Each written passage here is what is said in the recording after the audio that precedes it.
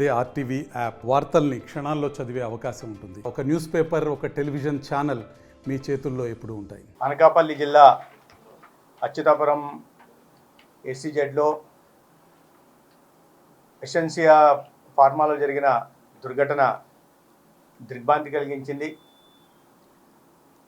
ఆ సంఘటన జరిగిన వెంటనే అదే సమయంలోనే దాదాపు 17 మంది ప్రాణాలు కోల్పోవడం, అనేక మంది క్షతగాత్రులు అవ్వడం జరిగింది.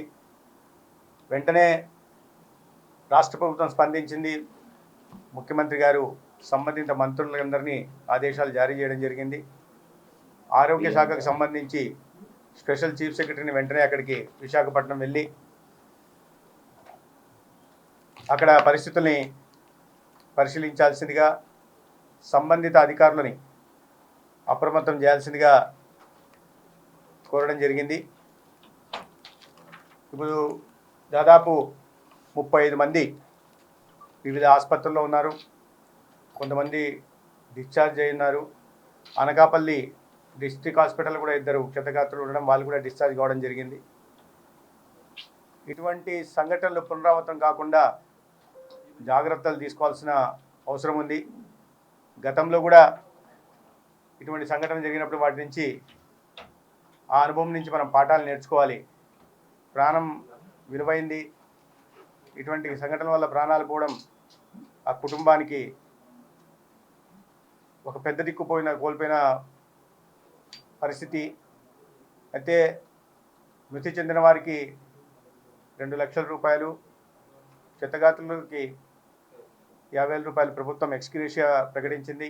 ఇదే కాకుండా ప్రధానమంత్రి గారు ప్రకటించడం జరిగింది. ఇప్పుడు రాష్ట్ర ముఖ్యమంత్రి వర్యులు కూడా ఇప్పుడే విశాఖపట్నం వెళ్ళి అచ్యుతాపురం ఎస్సీజెడ్ని వాళ్ళు కూడా సందర్శిస్తున్నారు.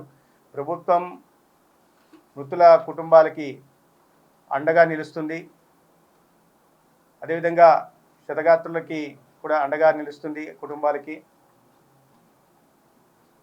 ఈ సంఘటనలు మళ్ళీ పునరావృతం కాకుండా తీసుకోవాల్సిన జాగ్రత్తలు ప్రతి ఒక్కటి తీసుకుంటుంది.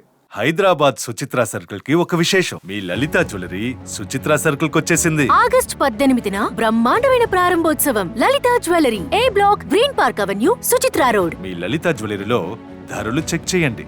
డబ్బులు చాలా చాలా ఆదా చేస్తారు. డబ్బులు ఎవరికి ఊరికే రావు.